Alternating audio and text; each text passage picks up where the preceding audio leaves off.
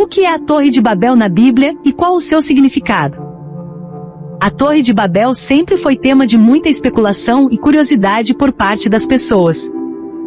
Porém, muita gente não conhece o que realmente a Bíblia fala sobre ela, e acaba acreditando em relatos que não possuem base bíblica. Neste vídeo vamos conhecer um pouco mais sobre a Torre de Babel.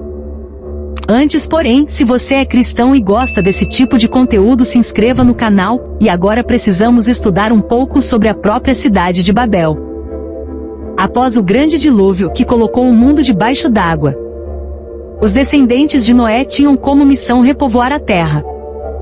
Estes homens passaram a habitar as terras na região de Sinar. E lá edificaram uma cidade.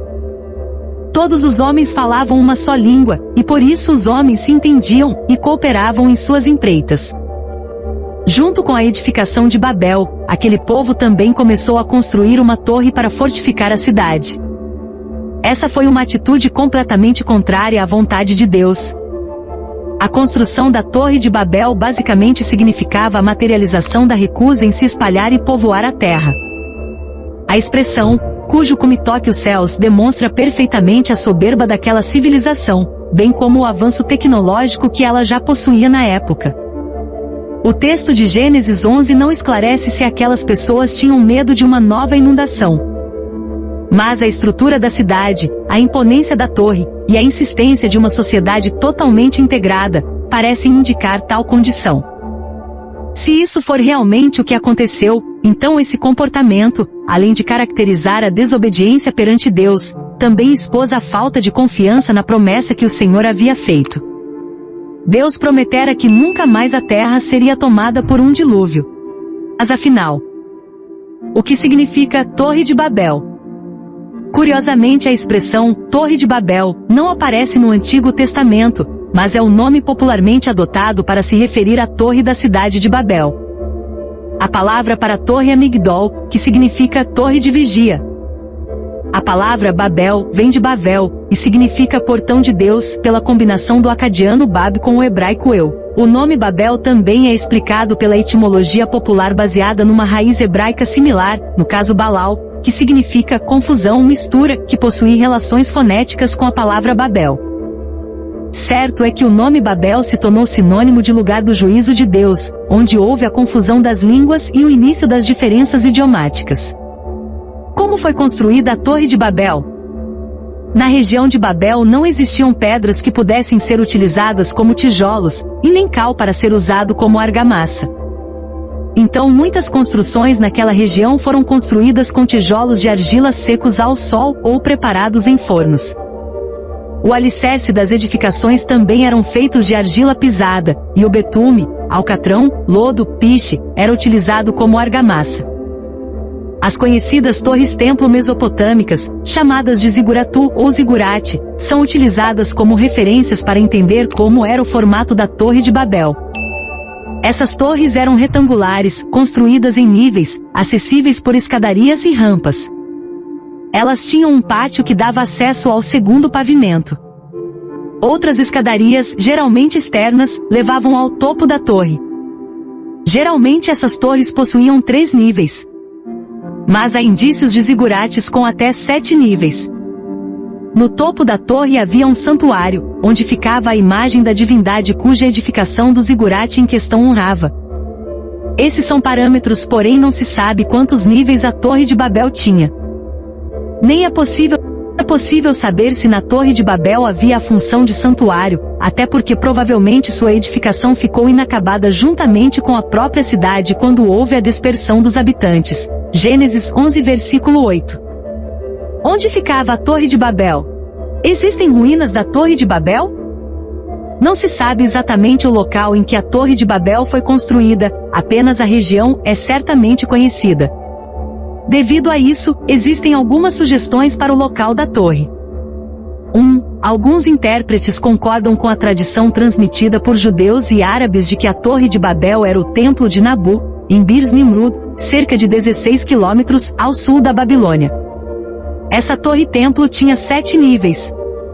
A principal defesa dessa sugestão é que o nome Bir Nimrud é possivelmente uma variação de Bir Nimrod, que significa Torre de Nimrod. 2. A segunda sugestão defende que a Torre de Babel ficava localizada na cidade da Babilônia, e seriam conhecidos em Gurate chamado Etemenanki, que significa a casa da fundação do céu e da terra. Essa construção era como uma pirâmide com degraus. Ela possuía aproximadamente 100 metros de altura e cerca de 10.000 metros quadrados de base. Essa construção foi conhecida na antiguidade como a Torre da Babilônia, e os habitantes daquele império acreditavam que o Deus cultuado por eles descia no templo da torre para ter contato com eles.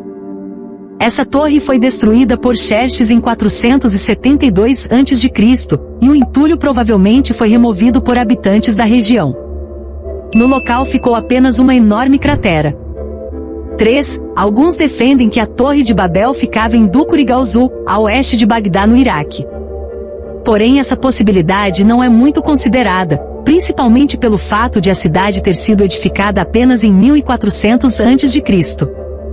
4. Existe uma tradição judaica que acredita que Deus mandou fogo do céu e consumiu toda a Torre de Babel, incluindo seus alicerces, sendo impossível localizá-la.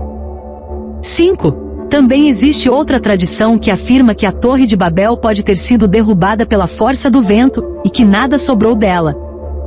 A confusão das línguas em Babel. Não se sabe exatamente onde está ou esteve a Torre de Babel, mas é possível saber o principal sobre ela. Tanto a cidade de Babel quanto sua torre representam de forma concreta a ambição do homem desde os tempos mais remotos. A Torre de Babel é uma figura clara da insistência humana em desobedecer às ordens do Senhor. A mensagem bíblica mais importante sobre a Torre de Babel diz respeito ao juízo de Deus que veio sobre aquele povo, trazendo a confusão das línguas e dando início à dispersão geográfica da humanidade e o surgimento das diversas culturas e variedades idiomáticas. Em Gênesis 11 versículo 5 pode-se perceber um elemento antropomórfico na descida de Deus para ver a cidade e a torre que os homens estavam edificando. Em Gênesis 11 versículo 6 Deus deixa claro que aquilo era apenas o começo, e que a ambição do homem não respeitaria mais limites em seus planos e projetos. Deus então trouxe juízo sobre aquele povo e o espalhou por toda a terra. Existe também uma discussão se a confusão das línguas foi um evento global ou local. Alguns eruditos defendem que tal evento ocorreu apenas dentro da história semita. Sendo assim, eles entendem que o capítulo 11 pertence a uma seção do livro de Gênesis dedicada à história semita. Logo, a confusão das línguas teria originado diferentes dialetos apenas entre os semitas. Essa interpretação é bastante contestada. A interpretação mais aceita sobre o capítulo 11 de Gênesis é a de que a confusão das línguas teve um impacto global. Isso significa que a humanidade estava concentrada ali em Babel. Então antes disso todos falavam o mesmo idioma, o que parece claro nos versículos 1 e 6. Então é possível que o autor de Gênesis tenha utilizado um método de organização e construção de texto, onde a primeira parte do capítulo 11 antecede cronologicamente o capítulo 10. Isso significa que no capítulo 10 ele enfatiza a descendência de Noé e as divisões geográficas. Já no capítulo 11 ele mostra como ocorreram tais divisões com a dispersão da raça humana. Qual era o idioma falado antes da confusão de línguas em Babel? Essa é outra pergunta que acumula muitas especulações. Na verdade não se sabe qual era o idioma inicial antes da confusão de línguas na Torre de Babel.